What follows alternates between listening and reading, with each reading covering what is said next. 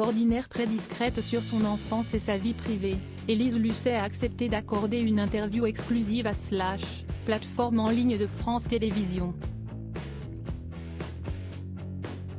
Entre deux confidences inattendues, elle est revenue sur son adolescence assez chaotique et a notamment évoqué son tout premier amour.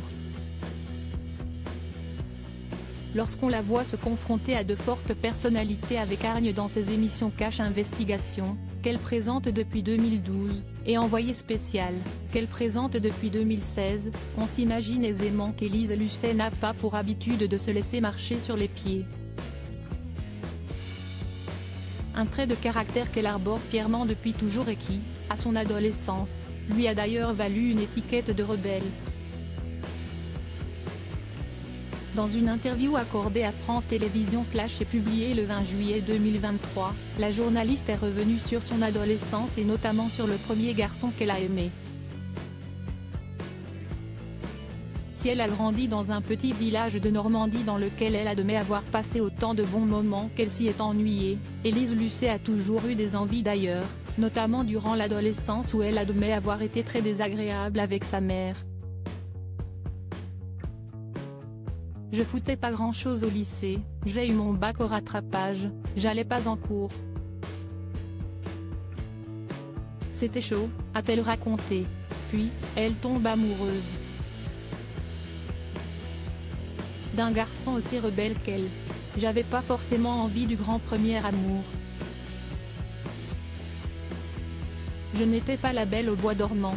Mon premier vrai amoureux c'était au lycée et il changeait de couleur de cheveux quasiment tous les jours donc bon, c'était pas mal, a-t-elle révélé. Avant de préciser en riant, c'était un atout de séduction énorme. Il avait des cheveux bleus, blancs, gris.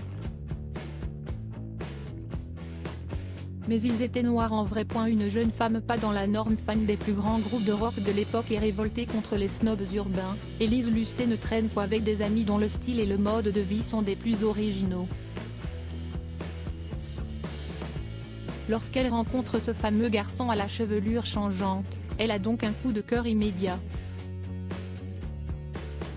Je pense qu'on s'est reconnu sur ce côté bizarre quoi, sur ce côté pas dans la norme. A-t-elle ensuite supposé. Malgré tout, leur histoire ne dure pas longtemps et, avec le recul, la journaliste pense que son besoin incessant de liberté a pu être un frein dans sa vie amoureuse. Je pense que tous les garçons puis hommes que j'ai rencontrés se sont dit, ou celle-là, elle est libre et je vais pas réussir à l'attacher. Ça peut faire peur, a-t-elle convenu pour conclure. Rappelons tout de même qu'Élise Lucet a épousé l'antiquaire Martin Bourgeois en juillet 2006. Ensemble, ils ont eu une fille prénommée Rosée née en février 2007. Son mari est malheureusement décédé d'une leucémie en 2011 à l'âge de 42 ans.